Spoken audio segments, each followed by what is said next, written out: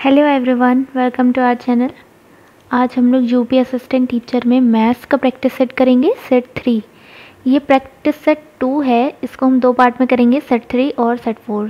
Set 3 में देखिए, इसमें मैथ साइंस जो है इसकी एक बुकलेट है, तो उसमें साइंस के हैं 1 से लेकर 50 तक इसमें क्वेश्चंस, और मैथ्स के हैं 51 से लेकर 100 तक।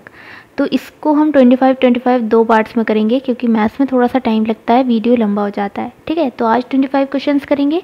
हमने यहाँ पर 76 क्वेश्चन लिए हैं, क्योंकि लास्ट वाला पाई चार्ट का था, तो वो एक बार में ही लेना सही था।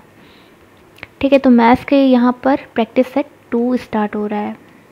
प्रैक्टिस सेट 2, लेकिन हमारा कौन सा है, सेट 3 है। ठीक है, और इसकी पीडीएफ हम टेलीग्राम ग्रुप पे शेयर कर देते हैं, तो आप वहाँ से डाउनलोड कर सकते हैं। अब देखिए, इसका फर्स्ट क्वेश्चन है, ए बी सी एक समद्वि बाहु त्रिभुज है जिसमें A B A C equal है 30 सेंटीमीटर, बी सी 48 है, A D Aadhaar B C की माध्यिका है, ए डी का मान क्या है। तो हम ट्रायंगल बनाएंगे। सबसे पहले जो भी कंडीशंस गिवन है, हमें A B A C equal दिए हैं, और वैसे भी इन्होंने कहा है कि समद्वि बाहु है। समद्वि बाहु मतलब होता है आइसोसेलेस ट्रायंगल। ठीक है, आइसोसेलेस ट्रायंगल जिसकी दो जो साइड्स होती हैं वो आमने सामने की वो इक्वल होती है, यानी कि 30 ये दोनों हो गई, और बी सी कितनी है, 48 है। और उनका है जो ए डी है, यानी कि ए डी किस पे, बी सी पे क्या है, एक मीडियन डाल रही है, यानी कि ये ए डी क्या है, एक मीडियन है, माध्यिका है। और इन्होंने पूछा है इसी ए डी की वैल्यू क्या होगी। तो अब देखिए, जब ये माध्यिका है, मीडियन है, तो यानी कि बी डी और डी सी इक्वल होंगे। 48 का हाफ करेंगे 24 आएगा, और 24 अगर ये इसका एक पार्ट 24 बन रहा है और ये 30 है, तो ये वाला कितना होगा। अब देखिए, इसको कैसे हम करते हैं, 30 का स्क्वायर किया हमने 900 आया, 30 का स्क्वायर करेंगे 900, 24 का स्क्वायर करेंगे कितना बनेगा, 576 बनेगा। अब तो ये कितनी होगी, ट्रिपलेट की अगर हम बात करें, ट्रिपलेट को अगर हम ध्यान देकर बात करें, तो ये जो होगी ये इन दोनों का डिफरेंस होगा। इन दोनों को अगर हम माइनस करेंगे तो 324 बन रहा है, और 324 किसका परफेक्ट स्क्वायर होता है, 18 का होता है। ठीक है, देखिए हमें 20 तक, एटलीस्ट 20 तक हमें सबके परफेक्ट स्क्वायर पता होने चाहिए, तो हमारी चीज़ें आसान रहती हैं। Option number A is right. Next, एक समबाहु त्रिभुज के अंतः त्रिज्या और बाह्य त्रिज्या का अनुपात क्या होगा। देखिए, अभी हमने पढ़ा समद्वि बाहु त्रिभुज, अब ये कह रहे हैं समबाहु त्रिभुज। समबाहु क्या होता है, इक्विलेटरल ट्रायंगल जिसकी सारी साइड सेम होती हैं। ठीक है, ये ख़राब हो गया है, तो इक्विलेटरल ट्रायंगल ये हमने बना लिया, और इसके सारे एंगल्स क्या होते हैं, सेम होते हैं, यानी कि क्या होंगे, 60 होंगे, तभी वो ट्रायंगल की प्रॉपर्टी सेटिस्फाई करेंगे 180 डिग्री सम करने पे। ठीक है, तो ये कुछ बेसिक चीज़ें होते हैं इक्विलेटरल ट्रायंगल की। तो अगर एक ऐसा ट्रायंगल है, तो ये कह रहे हैं कि इसकी अंतः त्रिज्या और बाह्य त्रिज्या, यानी कि स्मॉल आर जो अंदर बना हुआ सर्किल का होता है रेडियस, और बाहर बना हुआ जो होता है सर्किल का रेडियस, वो कैपिटल आर से हम डिनोट करते हैं। तो उसका रेशियो इन्होंने पूछा, ये इसको मिलाते हुए बनता है। ठीक है, तो इसका रेडियस ये स्मॉल आर और इसका रेडियस कैपिटल आर, इन दोनों का रेशियो क्या होता है। तो जब भी समबाहु त्रिभुज की हम अंतः त्रिज्या बाह्य त्रिज्या की बात करते हैं, तो इसके रेशियो होता है 1:2।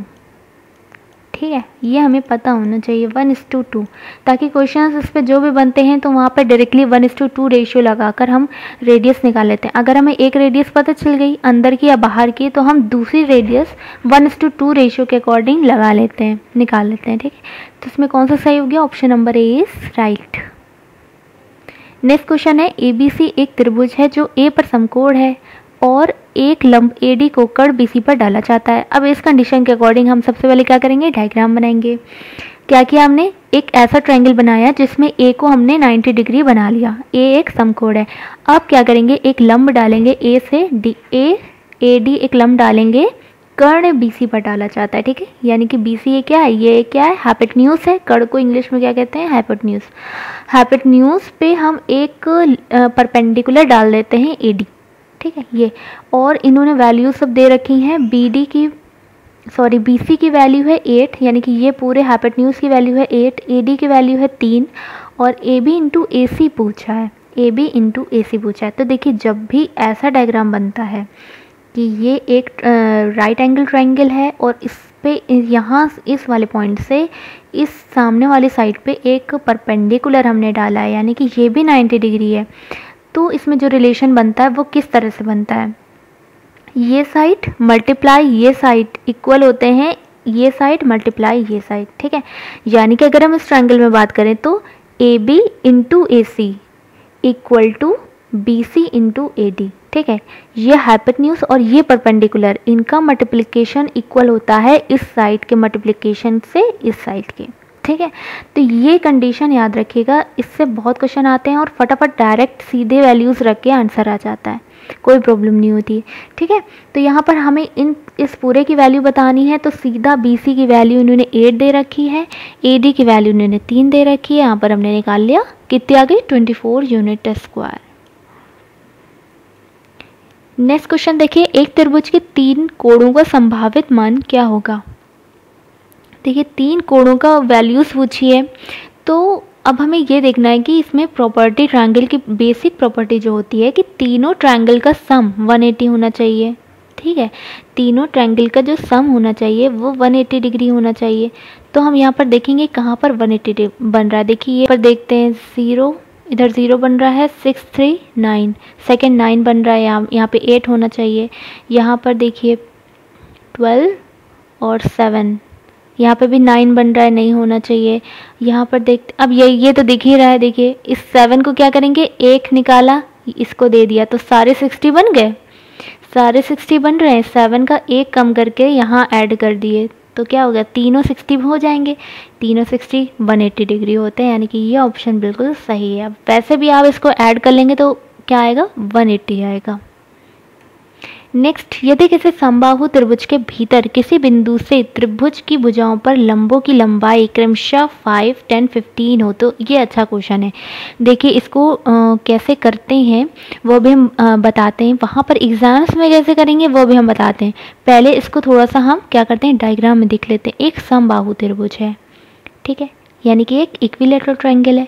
किसी बिंदु से त्रिभुज की भुजाओं पर ये एक इन्होंने यहाँ पर एक ये पॉइंट ले लिया है, ठीक है। इस बिंदु से इन्होंने इसकी साइड पर क्या डाला है, लंब डाला है, एक परपेंडिकुलर डाले हैं 3, एक ये परपेंडिकुलर ऐसे होगा, ठीक है। अब कोई भी रैंडमली पॉइंट लिया है इन्होंने और 5, 10, 15, तो हम देख रहे हैं कि जो हमें सबसे छोटा वाला दिख रहा है उसको 5 ले लेंगे, ये 5 हो गया, ये 10 हो गया और ये बड़ा वाला सबसे कौन सा हो गया, 15 हो गया, कुछ इस टाइप से बनेगा। तो त्रिभुज की ऊंचाई क्या होगी, त्रिभुज की ऊंचाई यानी कि इसकी हाइट पूछी है।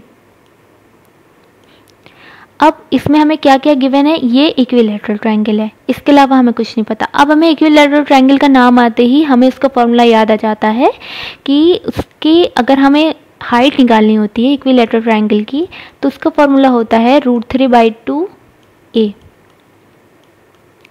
ठीक है, ये फॉर्मूला होता है।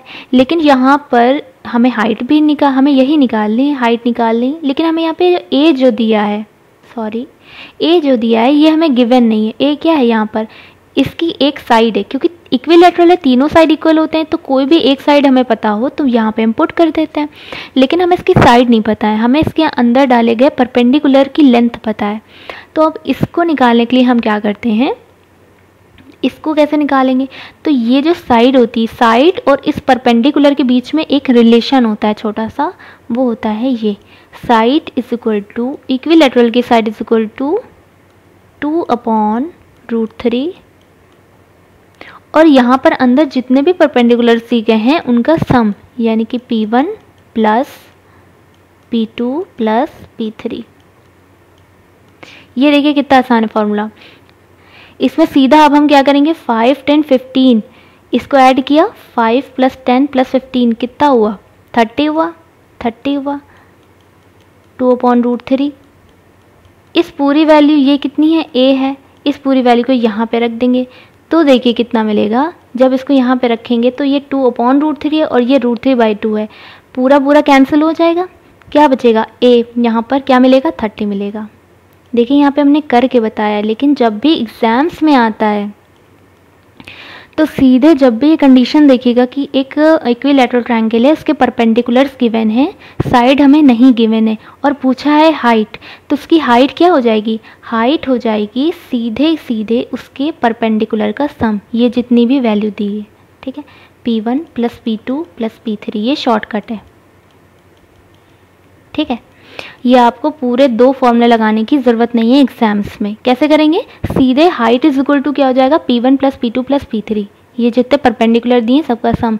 अब ऐसा क्यों हुआ? ये यहाँ पे आपने देख लिया कि जब a की वैल्यू हम इस वाले फॉर्मूले में पुट करेंगे तो यहाँ पे 2/√3 और ये है √3/2, ये दोनों कैंसिल हो जाएंगे, तो क्या बचेगा? सिर्फ यही बच जाएगा, P1 plus P2 plus P3। तो यहाँ पर कौन सा ऑप्शन सही हो गया? 30 सेंटीमीटर सही हो गया। नेक्स्ट है, यदि 96 सेंटीमीटर स्क्वायर क्षेत्रफल वाले ABC का केंद्रक O है और AD BE CF उसकी 3 माध्यिकाएं हैं, तो BOD का क्षेत्रफल सेंटीमीटर स्क्वायर में कितना होगा? देखिए इस टाइप के जब भी क्वेश्चन आते हैं तो हम उसको कैसे करते हैं, ये हम दिखाते हैं। देखिए ये एक हमने क्या किया, एक ट्रायंगल बना लिया ABC, इसका एक सेंट्रोइड है O, उससे हमने क्या किया, AD BE CF 3 माध्यिकाएं हैं, तो हमने क्या किया, A पॉइंट से एक हमने ये ड्रॉ कर लिया, D मीडियन बना ली, B से E ले गए, CF ये बना लिया। अब ये तीनों एक जगह पे कट करेंगे तभी ये क्या होगा, एक सेंट्रोइड बना और इसका नाम है O। अब ये कह रहे हैं BOD का एरिया क्या है, टोटल एंगल का पता है, टोटल ट्रायंगल का पता है। तो टोटल ट्रायंगल में देखिए कितने यहाँ पर ट्रायंगल बन रहे हैं, 1 2 3 4 5 6। जब टोटल ट्रायंगल का एरिया हमें पता है तो हम ये कह सकते हैं कि 6 ट्रायंगल नहीं, स्मॉल ट्रायंगल, यानी कि 6 यूनिट इक्वल किसके हो गई, 96 सेंटीमीटर स्क्वायर, जो कि हमें गिवन है। तो हम यहाँ से एक यूनिट की निकाल सकते हैं, यानी कि किसी एक ट्रायंगल की निकाल सकते हैं बाई 6 करके। तो जब 6 से इसको डिवाइड करेंगे क्या आएगा, 16 आएगा, यानी कि BOD का कितना हो गया, एरिया 16 हो गया। क्यों? क्योंकि ये एक यूनिट है, एक ट्रायंगल का हमें फाइंड कर लिया हमने, तो ये क्या हो गया, 16 हो गया। Option number C is right, ठीक है। अब देखिए क्योंकि ये सेंट्रोइड ये मीडियन है ये सारी, तो ये सारे कितने होंगे, इक्वल एरियाज़ के होंगे। क्यों? क्योंकि ये यहाँ पर सेंट्रोइड बना रहे हैं, सारे मीडियंस डल रही हैं, तो ये सब इक्वल एरियाज़ की होंगी, ठीक है। नेक्स्ट है, जब एक त्रिभुज ABC के 2 माध्यक BE और CF एक दूसरे को G पर प्रतिच्छेद करती हैं, यदि BG = CG और BGC 60 डिग्री। अब इसके अकॉर्डिंग हम चलते रहते हैं। जब एक त्रिभुज ABC की 2 माध्यक BE और CF, तो हमें ये पता चल गया कि हमें एक ट्रायंगल बनाना है ABC, उससे हमें BE और CF 2 मीडियंस बनानी है। हमने ये एक ड्रॉ कर ली, एक ये ड्रॉ कर ली, ठीक है। G पर प्रतिच्छेद करती हैं, जहाँ पे ये कट कर रही है उसको नाम दे दिया G। अब क्या कह रहे हैं, BG CG के इक्वल है, यानी कि ये वाली जो लाइन है ये इसके इक्वल है, तो हमने यहाँ पर इसको इस तरह से शो कर दिया कि ये दोनों इक्वल हैं। और एंगल BGC 60 डिग्री है, यानी कि ये वाला एंगल कितना है, 60 डिग्री है। BC 8 है, ये 8 दी हुई है, तो त्रिभुज का क्षेत्रफल कितना होगा, इसका एरिया पूछा है। देखिए इन्होंने जो प्रैक्टिस सेट इन्होंने लिए हैं, ये हम मान रहे हैं कि ये इजी हैं, बहुत इजी हैं, लेकिन इन्होंने प्रैक्टिस करवाने की कोशिश की है हर सेट में कोई ना कोई एक इम्पॉर्टेंट चैप्टर लेकर। जैसे एक सेट में इन्होंने क्या किया, मतलब हाफ, क्योंकि हम 2 पार्ट में कराते हैं, तो हाफ 25 क्वेश्चन में प्रॉफिट लॉस के क्वेश्चन बहुत ज़्यादा डाल दिए, उसकी प्रैक्टिस हो गई। फिर दूसरे हाफ में क्या किया, SICI के डाल दिए। अब इस वाले में हम देख रहे हैं इन्होंने ज्योमेट्री के डाले हैं और सिंप्लीफिकेशन के डाले हैं, ठीक है। तो इन दोनों की प्रैक्टिस कराने की कोशिश की, तो इस तरह से ये सारे प्रैक्टिस सेट इम्पॉर्टेंट है। बाकी लेवल तो देखिए इनका थोड़ा सा कम है, इससे हाई आएगा चांसेस तो यही है। तो इसके लिए JUPITET के जो जूनियर के पेपर हमने जो सॉल्व कराए उन्हें देखिएगा, क्योंकि उनका लेवल बहुत अच्छा है, काफ़ी अच्छा लेवल है उनका, तो कुछ उसी के आसपास लेवल रहना चाहिए। अब देखते हैं इस क्वेश्चन को। अब हमें क्या करना है, ABC का क्षेत्रफल यानी कि एरिया निकालना है। तो अब हम क्या करेंगे, ये देखिए ये 60 डिग्री बन रहा है और ये दोनों इक्वल हैं, सेम है। जब ये दोनों साइड सेम है तो ये प्रॉपर्टी होती है कि ये दोनों एंगल भी सेम होंगे। अब ये दोनों एंगल कब सेम होंगे, जब ये, अब क्योंकि ये 60 डिग्री है तो ये सेम कब होंगे, जब ये भी 60 और ये भी 60 होंगे, तभी तो पूरे ट्रायंगल के सम 180 डिग्री होगा। तो इस तरह से जब ये भी 60, हर एंगल 60 है, तो क्या होगा, इसकी ये वाली साइड भी इक्वल हो जाएगी, यानी कि हर साइड इसकी, ये भी 8 है, ये भी 8 है, और ये क्या हो गया, पूरा इक्विलेटरल ट्रायंगल हो गया। ऑब्वियसली अब हमें इसका एरिया निकालने के लिए हमें क्या फॉर्मूला होता है इक्विलेटरल का, √3/4 8 a स्क्वायर।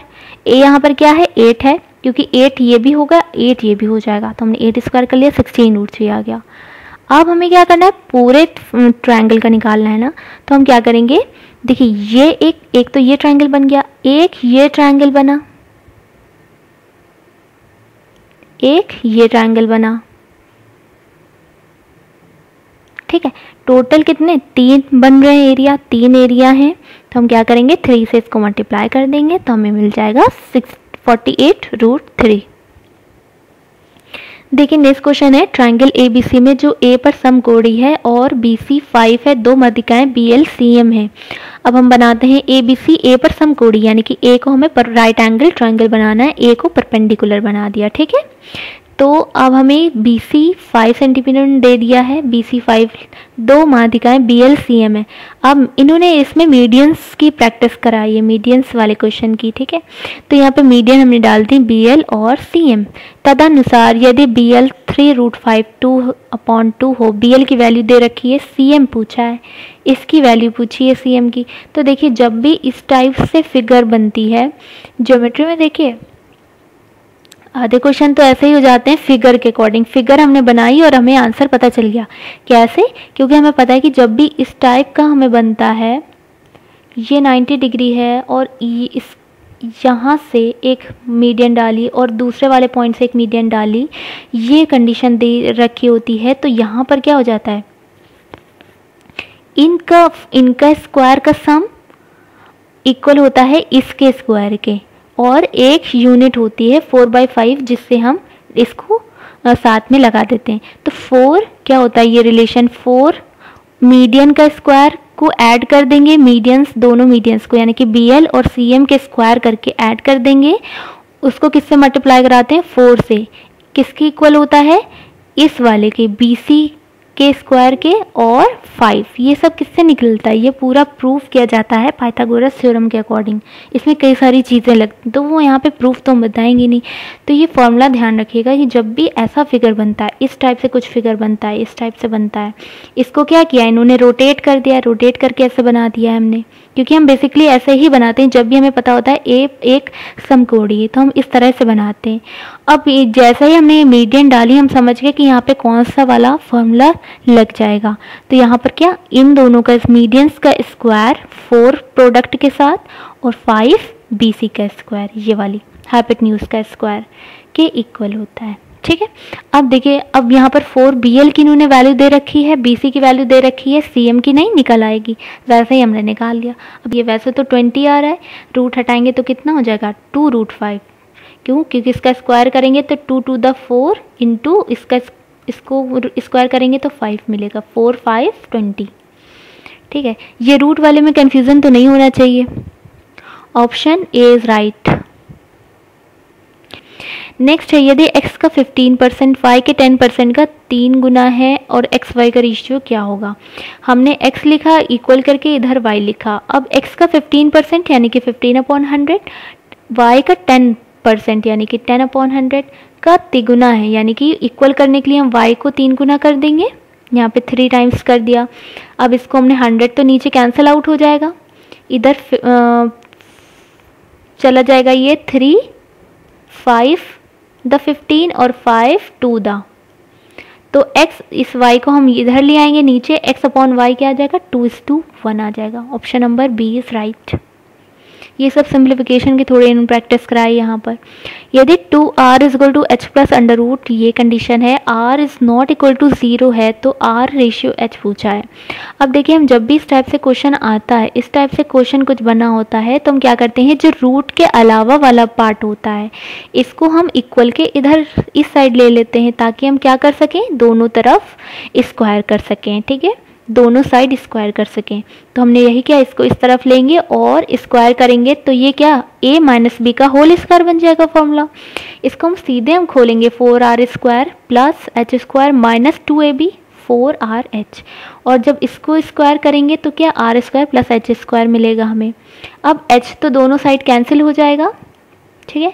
अब यहाँ पर ये r स्क्वायर ये इधर आ जाएगा, 3r स्क्वायर मिल जाएगा, ये इधर चला जाएगा, 4rh हो गया, एक r कैंसिल हो गया, 3r, यानी कि r इधर एक बच रहा है, h को हम नीचे ले आएंगे h, और 3 को इधर ले आएंगे नीचे, तो 4/3, यानी कि r बाई h की हमें वैल्यू निकाल ली थी, तो वो हो गई 4:3। Option number D is right.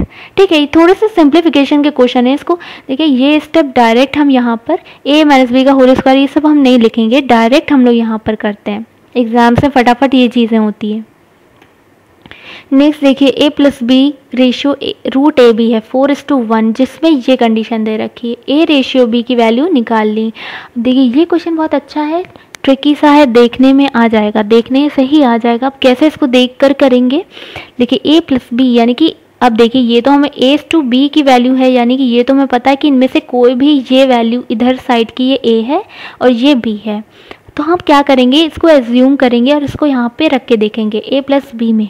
अब हम जब इसको फर्स्ट वाले को a और b की जगह रख के देखेंगे तो जब भी हम इनको ऐड करेंगे, ये a है और ये b है, इनको ऐड करेंगे तो √3 वाला टर्म कैंसिल हो जाएगा, क्या मिलेगा 4 मिलेगा, ये मिल रहा है a प्लस बी करने से बिल्कुल सही जा रहे हैं। अब रूट ए बी यानी कि सॉरी अभी रूट नहीं, अभी ए बी मल्टीप्लाई कर रहे हैं, अब इन दोनों को अगर मल्टीप्लाई करेंगे तो क्या होता है a plus B multiply a minus B, क्या होता है a स्क्वायर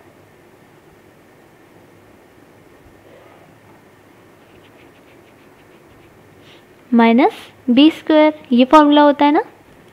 तो हम क्या करेंगे, जब भी ए बी के अकॉर्डिंग जब इसको मल्टीप्लाई करेंगे, प्रोडक्ट करेंगे ए बी का, तो यहाँ पर क्या हो जाएगा a square minus B square, a square यानी कि 2⁴ और b स्क्वायर यानी कि √3 का स्क्वायर करेंगे तो क्या मिलेगा 3 मिलेगा, तो 4 माइनस 3 क्या मिल जाएगा 1 मिल जाएगा, जो कि हमें यहाँ पे मिल रहा है, यानी कि ये कंडीशन बिल्कुल सेटिस्फाई हो रही। अब देखिए कन्फ्यूजन कहाँ पे होगा कि सेकेंड में भी यही है और सेकेंड में भी यही, देखिए पहली कंडीशन हम देखें तो हमें √3 कैंसिल हो जाएगा, 4 मिल जाएगा। दूसरी कंडीशन रूट ए बी वाली हम अगर देखें तो इन दोनों को जब हम प्रोडक्ट करेंगे तो हमें क्या मिलेगा 1 ही मिलेगा, क्यों, क्योंकि a माइनस बी पहले लिखो चाहे a प्लस बी पहले लिखो, कैसे भी लिख दो आएगा तो यही ना, तो इसका भी वैल्यू 1 आ जाएगी, तो ये दोनों कैसे सही हो गए। अब इसीलिए इन्होंने ये कंडीशन दे रखी है a is greater than b। अब देखिए यहाँ पर ध्यान से a 2 प्लस √3 और यहाँ पर a की वैल्यू क्या है 2 माइनस √3 और यहाँ पर b की वैल्यू क्या है 2 प्लस √3। जो जहाँ पे दोनों डिजिट पॉजिटिव होंगी वो ज़्यादा होगी या एक डिजिट वाली, जहाँ पे दोनों डिजिट पॉजिटिव होंगी वो बड़ी वैल्यू होगी ना, a is greater than b होना चाहिए, हमें ऐसी वैल्यू इनमें से बतानी है। तो a किस में बड़ा है, इस वाली में बड़ा है, इसलिए option number a is right होगा, वरना b भी हो सकता है, b भी सही हो सकता है अगर ये कंडीशन ना दी होती तो। ये नेक्स्ट है x का मान ज्ञात करने के लिए समीकरण ये को हल करें। ये देखिए हम सिंप्लीफिकेशन कह रहे थे तो इन्होंने यहाँ पर अब हम क्या करेंगे, x की हमने एक वैल्यू ले ली इधर बाहर, x को एक तरफ बाकी को एक तरफ कर लेंगे, 6 5 30 इधर मिलेगा हमें, यहाँ पे क्या x की वैल्यू मिलेगी 16 5 80, इधर आएंगे तो माइनस आ जाएगा -80, ये x हो गया एक तरफ। अब दूसरी, अब इधर 16 मिल रहा है 1 है ये, और यहाँ पर 6 4 24, इधर आएंगे इक्वल के तो प्लस का 24 हो जाएगा। इसको सॉल्व किया 50, इसको सॉल्व किया 40, ये क्योंकि ये माइनस है -80 के साथ है तो -50 आएगा, जब इसलिए यहाँ पे माइनस साइन है, ठीक है, 0 कैंसिल हो जाएंगे, -4/5 राइट आंसर हो जाएगा। ठीक है, ये सिंप्लीफिकेशन के हैं, फटाफट क्वेश्चन हो जाते हैं। ये भी सिंप्लीफिकेशन का है, बस इन्होंने थोड़ी सी लैंग्वेज चेंज कर दी है। x का मान क्या होगा जिससे व्यंजक 8x + 12 14x - 6 के बराबर हो जाए, x की क्या वैल्यू होगी, तो हमने सिंपल क्या कर दिया, इन दोनों को इक्वल ही कर दिया, इक्वल करके x की वैल्यू निकाल ली, इक्वल कर दिया यहाँ पर x की वैल्यू निकाल दी। Option number 3 is right. Next a4 + b4 = a² + b², ये कंडीशन दे रखी है, तो a6 + b6 किसके बराबर होगा। अब देखिए इसको हम देखते ही समझ रहे हैं कि कोई फॉर्मूला लगेगा यहाँ पर a प्लस बी वाला। तो जब हमने देखा कि ये चीज़ दे रखी कंडीशन, तो हम इसको इधर ले जाएंगे। जैसे ही हम ये लाए, माइनस इसको इधर ले गए तो माइनस में इक्वल टू 0 आ रहा है। अब ये देखते ही हमें आइडिया आ गया कि a6 प्लस b6 का अगर हम फॉर्मूला को ओपन करें तो हमें ये टर्म पूरा 0 हो जाएगा। तो इतना तो हमें पता ही रहता है कि इसको हम कैसे ओपन करेंगे। a6 प्लस b6 को इसके इक्वल होगा a square plus B square, a4 plus b4 minus a square b square. अब ये पूरा टर्म जो है ये 0 हो गया। क्यों? क्योंकि ये कंडीशन हमें दे रखी है इस कंडीशन के अकॉर्डिंग। तो यहाँ पर जब ये प्रोडक्ट में 0 होगा तो ये पूरा टर्म क्या हो जाएगा? 0 हो जाएगा, यानी कि a6 plus b6 equal to 0। Option number A is right. देखिए ये फॉर्मूला पता होना चाहिए कि किस तरह से इसे ओपन करते हैं। ठीक है, ये a cube plus B cube के बेसिस पे ये चीज़ें हैं। ठीक है, a plus B A square minus A B plus B square, ये फॉर्मूला जो होता है इसी को अगर हम हायर डिग्री में ले जाएंगे तो ये इस टाइप से ये फॉर्मूला बनता है। नेक्स्ट है x plus 1/x is equal to 5। तो X square plus 1/x square की वैल्यू कितनी होगी? सिंप्लीफिकेशन में अगर ये क्वेश्चन ना आए तो ऐसा होता नहीं है, ये या फिर क्यूब वाला। तो अब जब भी ऐसी कंडीशन होती है तो उसके लिए हमने लास्ट उसमें बताया था फॉर्मूला होता है x plus 1/x equal to a होता है। तो इसके लिए फॉर्मूला होता है, अगर हमें x square plus 1/x square की वैल्यू निकालनी है तो a स्क्वायर माइनस 2 होता है। ठीक है, और यहीं पे अगर हमें क्यूब की वैल्यू निकालनी है X cube plus 1/x cube equal to, तो क्या हो जाता है? a cube minus 3a। ठीक, ये फॉर्मूला होता है छोटा सा, सीधे निकल आता है। तो यहाँ पर a क्या है? 5 है, तो इसके according 5 square 25 minus 2 23। Option is right. ये ओरली होगा, इसको लिखने की ज़रूरत नहीं है। नेक्स्ट देखिए, दो अंकों की किसी संख्या और उन अंकों को आपस में बदल कर बनाई गई संख्या के बीच का अंतर सदा विभाज्य होता है, हमेशा किससे डिविजिबल होता है। अब देखिए ये क्या, ये चीज़ हमें बताती है कि डिविजिबिलिटी 9 होगी। क्यों? डिफरेंस की बात कर रहे हैं क्योंकि। अब देखिए अगर हम मान लिए ले लेते हैं एग्जाम्पल्स के थ्रू हम बताते हैं 1 2 हम एक नंबर ले लेते हैं, दो अंकों की संख्या हमने ले ली 2 डिजिट्स की, उन अंकों को आपस में बदल दें यानी कि 2 और 1 ऐसे कर दें तो ये क्या हुआ? 21। अब इन दोनों का डिफरेंस अगर हम देखें, बीच के अंतर पूछा है ना, डिफरेंस देखें तो कितने का आ रहा है? 9 का आ रहा है। ठीक है, क्यों? अगर इसमें देखिए हम एक भी ऐड कर देंगे तो ये 22 हो जाएगा, और 12 प्लस 10 22 होता है, तो 10 का डिफरेंस हो जाएगा, और ये देखिए 9 का डिफरेंस आ रहा है। अब ऐसे ही 13 का देखते हैं, 13 और 31 आप कोई भी निकाल लिए तो ये 9 की डिविजिबिलिटी में आएगा। अब इसको हम करेंगे तो कितना आएगा?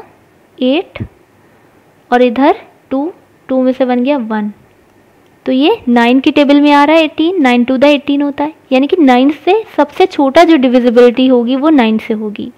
ठीक है, अब ये 9 की टेबल में किसी से भी हो सकता है, 9 से हो सकता है, 18 से हो सकता है। 9 की टेबल में जितनी भी डिजिट्स आती हैं उन वो सारी वैल्यूज़ यहाँ पे डिफरेंस करने पे आ सकती है। जैसे यहाँ पे 12 लिया, 13 लिया, अब 14 लेंगे तो थोड़ा सा और बड़ी वैल्यू मिलेगी, लेकिन किसकी? 9 की ही। उनका जो डिफरेंस करेंगे तो वो 9 की टेबल का ही नंबर होगा। इसलिए जब भी किसी कोई 2 डिजिट्स की हम बात करते हैं और उनको अगर हम पलट के लिखें तो और उनका डिफरेंस देंगे तो हमेशा किससे वो डिवाइड होगा? 9 की टेबल से डिवाइड होगा। Option number B is right हो जाता है। नेक्स्ट, 3 अंकों वाली एक संख्या में सैकड़े के स्थान वाला अंक, इकाई के स्थान वाले अंक। पहले देखिए यहाँ पर हम ये क्लियर कर देते हैं क्योंकि ये इंग्लिश वाले भी देख रहे होंगे तो उनको प्रॉब्लम होगी। इकाई यूनिट कहते हैं। ठीक है, इकाई को इंग्लिश में क्या कहते हैं? यूनिट। और ये वाला टेंस वाला प्लेस दहाई कहलाता है। ठीक है, ये इकाई हो गया, ये दहाई हो गया, और फिर आता है सैकड़ा। ठीक है, जिसको हम लोग क्या कहते हैं? 100। ये टेंस हो गया, ये यूनिट हो गया। ठीक है, तो कोई ये 3 इनके टर्म्स हैं। 3 अंक वाली एक नंबर लिया जिसमें सैकड़े के स्थान वाला अंक इकाई के स्थान का 2 गुना है, मतलब ये 2 गुना है। अगर ये 1 है तो ये 2 है, ऐसे ही अगर ये 2 है तो ये 4 है, ऐसे ही अगर ये 3 है तो ये 6 है, अगर ये 4 है तो ये 8 है। ठीक है, समझ में आ गया इसका मतलब। और उसके सभी अंकों का योगफल 18 है। अब हमें 18 करना है तो हम क्या करेंगे? तीनों का ऐसी यहाँ पे डिजिट होनी चाहिए, यहाँ पे टेंस की जगह टेंस प्लेस पे दहाई का अंक ऐसा होना चाहिए जिसको सम करने पे 18 मिले। तो 213, ठीक है, तो यहाँ पे हम क्या लेंगे 15 ले सकते हैं, 15 आएगा यहाँ पे, तभी 18 बनेगा। अब यहाँ पे 4 to 6, यहाँ पे क्या मिलेगा हमें 12 मिलेगा। 6 3 9, यहाँ पे क्या मिलेगा 9 मिलेगा। 8 4 12, यहाँ पे क्या मिलेगा 6 मिलेगा, तभी 18 बनेगा। सम करने पे यदि उसके अंकों को उलट दिया जाए तो वो संख्या 396 कम हो जाती। अब इसको देखकर सीधा यही इसी को टिक ना कर दिएगा, ठीक है। अब इसमें देखिए आगे क्या हो रहा है, इनमें से हमें कौन सा चूज़ करना है, कौन सा इसमें से नंबर होगा ये भी हम बताते। 396 कम हो जाती है उनको अगर उलट के लिखते। अब देखिए हम क्या करेंगे, इसको उलट के लिखेंगे। 2 बीच वाला तो वहीं पे रहेगा 12 और 4, और ये क्या है 4 12 2 है ये वाला नंबर।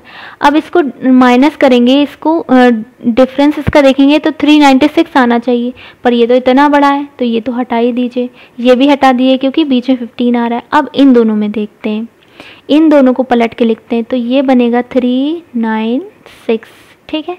तो इसको अगर हम माइनस करें 693 से तो 13 में से 6 किया कितना मिला, हमें यहाँ पर क्या मिलना चाहिए 6 मिलना चाहिए, पर 6 नहीं मिल रहा है। अब 4 6 8, इसको हमने पलट के लिखा और ऊपर क्या है 8 6 4, इन दोनों को अगर हम माइनस करेंगे तो हमें यहाँ पे क्या मिलना चाहिए 14 में से 8 गया 6, हमें ये मिला।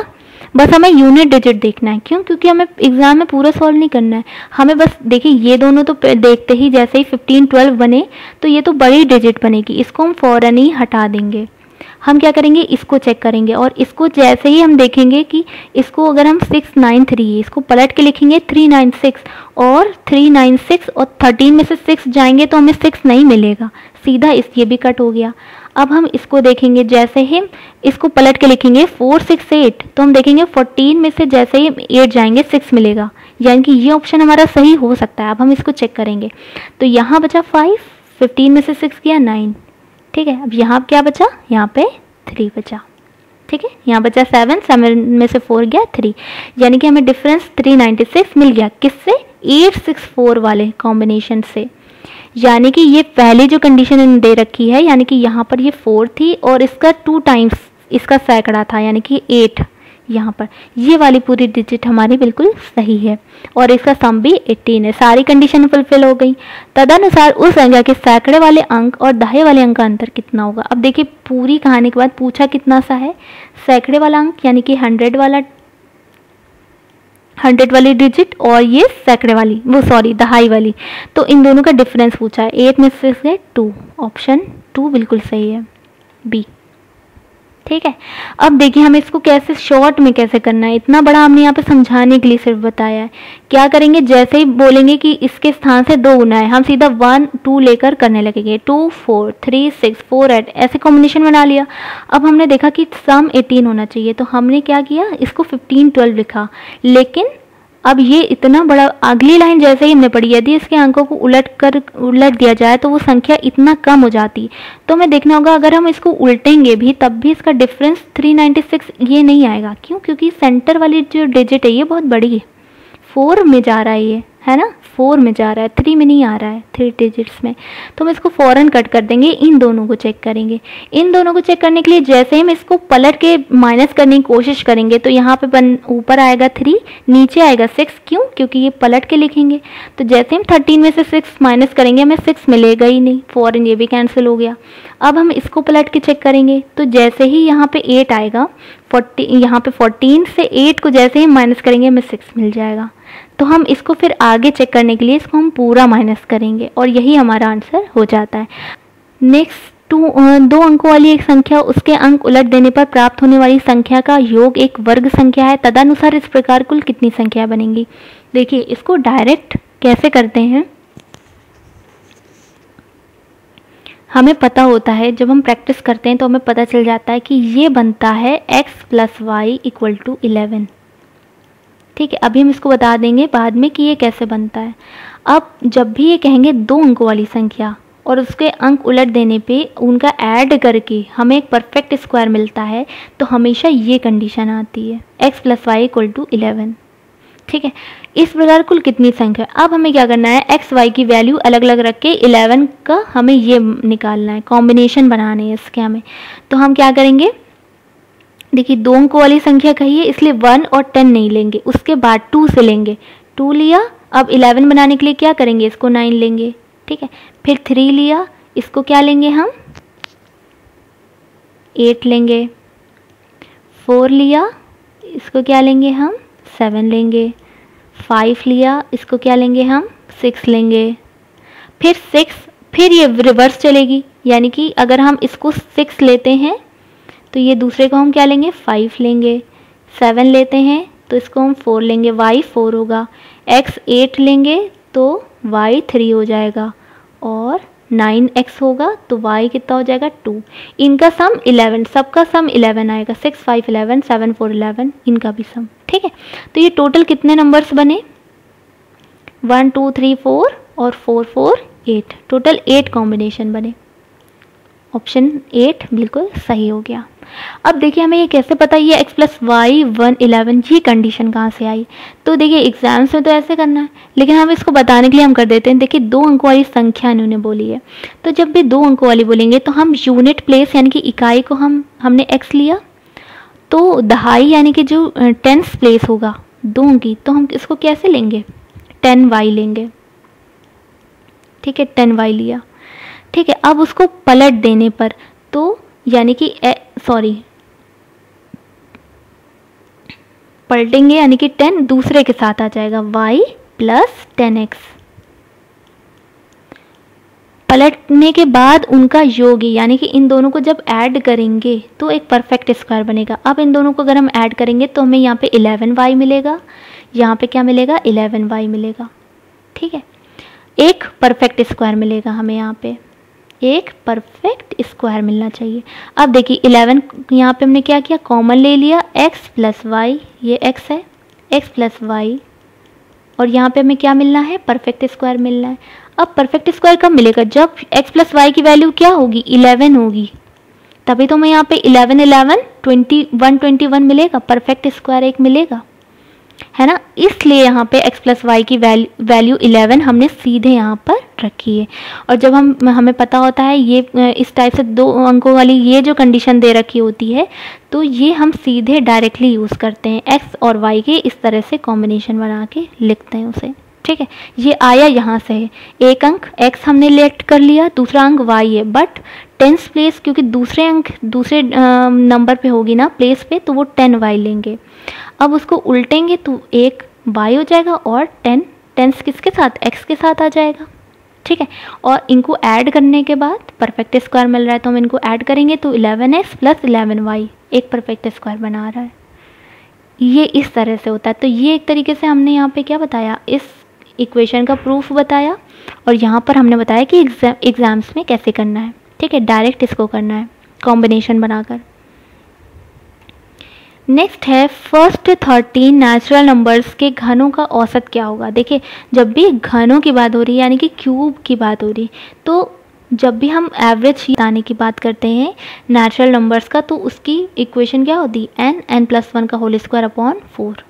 सीधे से क्या निकलता है, उसका एवरेज निकलता है। कि जगह हमने 13 रख दिया, इसको हमने सॉल्व कर लिया, 14 को 2 बार लिख दिया, स्क्वायर है, और इसको जब हम सॉल्व करेंगे तो ये 2 7 जाएगा, 2 7 दोनों 7 जाएंगे, 49 मिलेगा। और हम यूनिट डिजिट सिर्फ यहाँ पे देखेंगे, 3 इंटू 9 27 मिलता है हमें, 7 यूनिट डिजिट सिर्फ एक में है, हमें पूरा मल्टीप्लाई करने की ज़रूरत नहीं है। 637 राइट ऑप्शन हो गया। नेक्स्ट है फर्स्ट 17 ऑड नंबर्स का औसत क्या है।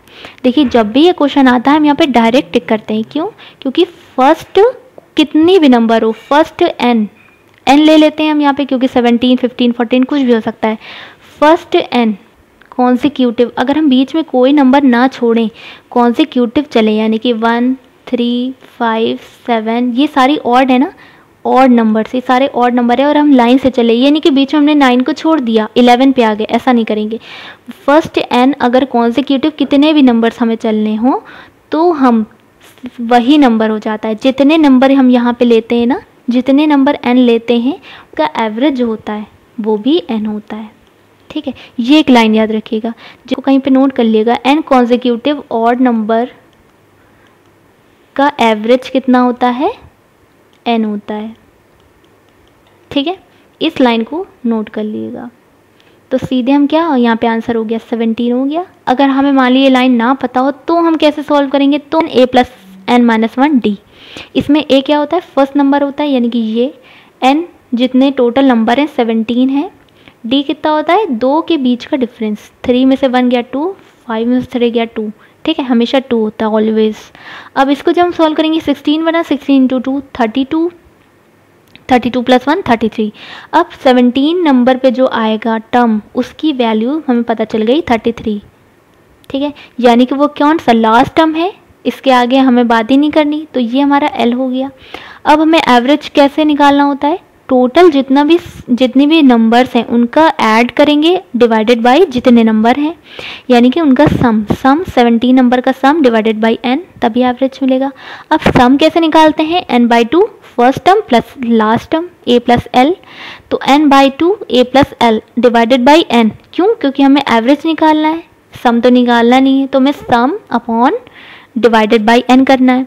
तो यहाँ पर n तो कैंसिल हो जाएगा, a प्लस l/2 मिलेगा। a कितना है, 1 है फर्स्ट यानी कि टर्म, l लास्ट टर्म कितना है 33/2, 33 प्लस 1 34, 34/2 17, 17 आ गया।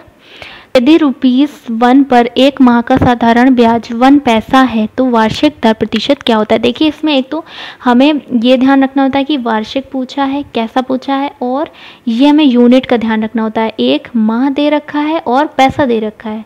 यहाँ पर जो हम बात करते हैं रुपीज़ की बात करते हैं, एक यूनिट होना चाहिए ना, यहाँ पर इन्होंने रुपीज़ लिया है और यहाँ पर क्या किया है, एक मंथ लिया है। अब हम ये वार्षिक इधर रेट कह रहे हैं, तो ये हमें क्या होता है, टाइम हम यहाँ पे ईयरली यूज़ करते हैं, तो उसके अकॉर्डिंग हम अभी निकालते हैं। देखिए 1 मंथ, एक माह पे एक पैसा कह रहे हैं, यानी कि 1 मंथ पे एक पैसा कह रहे हैं, यानी कि 12 मंथ। अब हमने 12 क्यों लिया, क्यों, क्योंकि 1 ईयर यहाँ पे हम लेते हैं, फॉर्मूला जो होता है ये ईयरली होता है। तो ईयर में कितने होते हैं, 1 ईयर में 12 मंथ होते हैं, 12 मंथ यानी कि 12 पैसे हो गए। अब पैसे को अगर हम रुपीज़ में चेंज करेंगे तो डिवाइडेड बाय 100 करेंगे, तभी कितना मिलेगा, हमें 0.12 रुपीज़ मिलेगा। अब सीधा फॉर्मूला रखेंगे SI का, साधारण ब्याज का, SI is equal to PRT। यहाँ पे P क्या है, मूलधन है, R रेट है, दर, T टाइम है, SI क्या है, साधारण ब्याज। ठीक है, अब यहाँ पे हमें क्या निकालना है, R निकालना है। SI कितना है, 0.12 रुपीज़ हम चेंज कर चुके हैं, R इंटू 100। अब ये P और T नीचे आ गए, P कितना है, प्रिंसिपल 1 रुपीज़ है, 1 लिख दिया, T कितना है 1 लिख दिया। ठीक है, तो 12 मंथ यानी कि 1 ईयर, क्योंकि हम यहाँ पे ईयरली लिखते हैं, ये 1 ईयर है। ठीक है, कंफ्यूज मत होइएगा इससे। 12 मंथ का हम निकाल चुके हैं और 12 मंथ क्या होता है, 1 ईयर होता है, तो यहाँ पे 1 टाइम की जगह 1 लिख दिया। अब ये कितना हो गया, 0.12 इंटू 100 यानी कि 12% हो गया। Option is C is right. Next है 4000 पर 18 मंथ में 12% की वार्षिक ब्याज की दर से कितना साधारण ब्याज अर्जित होगा। हमें SI निकालना है, SI निकालना है, हमें प्रिंसिपल पता है, 18 मंथ दिए हैं, 12% इन्होंने रेट दिया है। अब देखिए वही कह रहा, 12 मंथ 1 ईयर के इक्वल होता है, 18 मंथ निकाल लिया, 18 मंथ में कितना आएगा ईयर, 18 मंथ में कितना 1/12 इंटू 18 यानी कि 3/2 ईयर। अब हमें टाइम कितना ईयरली लिखना होता है, तो 3/2 रखेंगे। ठीक है, इसको हमेशा मंथ को कन्वर्ट ज़रूर करना। अब देखिए प्रिंसिपल यहाँ पे 4000 दिया है, R 12% दिया है रेट, टाइम 3/2 हमारा आ गया है ईयर में, डिवाइडेड बाय 100। इसको सॉल्व कर देंगे तो हमारा कितना जाएगा 720। Option number C is right. सिर्फ यहाँ पे कन्वर्जन करना है मंथ का, और पिछले वाले क्वेश्चन में पैसे का रुपीस में। वह धनराशि क्या है जिस पर x वर्षों का x% वार्षिक दर पर साधारण ब्याज x हो। जब देखिए प्रिंसिपल पूछा हो और सबकी वैल्यू एक कॉमन हो, x हो, तो वहाँ पर आंसर क्या आता है, हमेशा 100/x आता है। ठीक है, प्रिंसिपल कितना होता है 100/x आता है,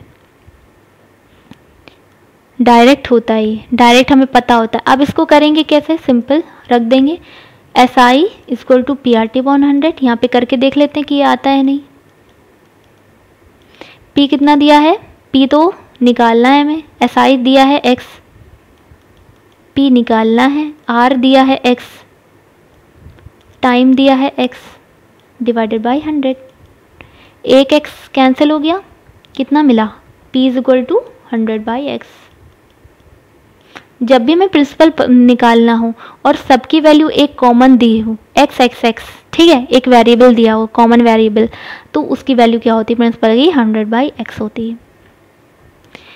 नेक्स्ट देखिए, ये पाई चार्ट है, 2 क्वेश्चन हैं इसमें, सॉरी 3 क्वेश्चन है। अब देखिए ये एक क्रिकेट टीम का है, इसमें कुछ परसेंटेज है टीम वाइज, साउथ अफ्रीका की इतनी, इंग्लैंड, न्यूजीलैंड, ऑस्ट्रेलिया, बांग्लादेश की इतनी।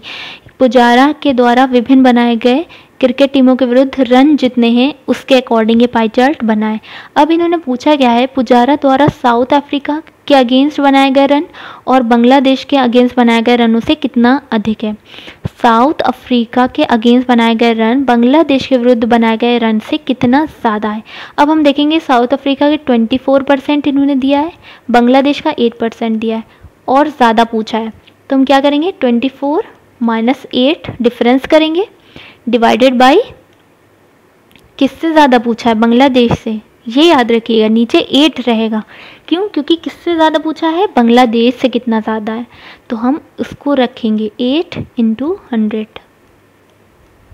कितना ज़्यादा है, ठीक है। यहाँ पे आएगा 6, इसकी वैल्यू आ गई 6, नीचे आ गया 8 × 100, 2, ये 2 गया, 200 ज़्यादा है, क्योंकि यदि पुजारा के सभी मैचों में रनों की कुल संख्या 1875 है, पुजारा के सारे मैच दिखाए गए, उनका ये पाई चार्ट है, सभी मैचों में रनों की कुल संख्या टोटल 1875 है, तो साउथ अफ्रीका और न्यूजीलैंड के विरुद्ध पुजारा द्वारा बनाए गए रनों के बीच का डिफरेंस कितना है। तो अब हमें पता है कि सारे मैच यानी कि टोटल ये 8%, 20%, 24 सबका सम ये कितना है, 100% है, यानी कि 100% इक्वल टू कितना हो गया, उसकी वैल्यू दे रखी है 1875। बस हमें क्या करना होता है, इसमें परसेंटेज की वैल्यू को इक्वल करना होता है जो हमें एक्चुअल में चीज़ें दी रखी होती हैं। अब 100% इक्वल टू ये, यानी कि 1% is equal to 1875 divided by 100। अब क्या पूछा है, साउथ अफ्रीका और न्यूजीलैंड के अगेंस्ट बनाए गए रनों के बीच का डिफरेंस कितना है। तो साउथ अफ्रीका कहाँ है, 24% और न्यूजीलैंड कितना है, 16%। इनके डिफरेंस बीच के अंतर पूछा है, तो इनका डिफरेंस कितना हो गया, 8। तो हम कितना निकालेंगे, 8% का निकाल लेंगे, 8 × 1875 अपॉन 100, ठीक है। जब इसको हम सॉल्व करेंगे तो हमें मिल जाएगा कुछ, पहले ऐसे कर दिए, आसान रहेगा, 4 से ये 25 चला आएगा, ये 2 चला जाएगा और फिर 25 से इसको कैंसिल कर देंगे, तो हमें ये चीज़ मिलेगी 150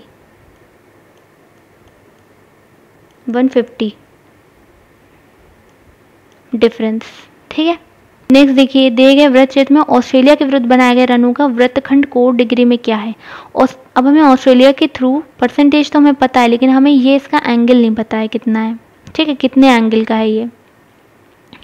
इसको हम कैसे करेंगे, इसको हम करेंगे, देखिए टोटल कितना है, टोटल परसेंटेज की अगर हम बात करें तो वो 100% है, और एंगल की अगर हम बात करें तो ये पूरा एक सर्किल है ना, 360 डिग्री है। बस हमें यूनिट को इक्वल करना होता है। अब देखिए यहाँ पर कितना परसेंटेज है, 32% है, तो हम 1% पहले निकालेंगे, कितना हो गया, 360 अपॉन 100। अब 32% हमें निकालना है ऑस्ट्रेलिया का, क्योंकि पूछा है, तो 32% का कितना हो गया, 360 अपॉन 100 मल्टीप्लाई बाई 32। अब इसको हम सॉल्व कर लेंगे। जब हम इसको सॉल्व करेंगे, यूनिट डिजिट बस हमें यहाँ पे देखना होती है, पूरा सॉल्व नहीं करना होता है। जब हम इसको मल्टीप्लाई करेंगे 6 × 12 आएगा, 2 में आएगा यूनिट प्लेस, तो यहाँ पर हमें दिख रहा है, यानी कि option number D is right, ठीक है। तो यहाँ पे हमें 76 क्वेश्चन फिनिश हो जाते हैं। अब हम नेक्स्ट सेट में, सेट 4 में मैथ्स की प्रैक्टिस सेट 2 के सेट 4 में कौन सा करेंगे, 77 से लेकर 100 तक, ठीक है। अगर ये वीडियो सही लगा हो तो कमेंट कीजिएगा, लाइक कीजिएगा और शेयर कीजिएगा। Thank you so much.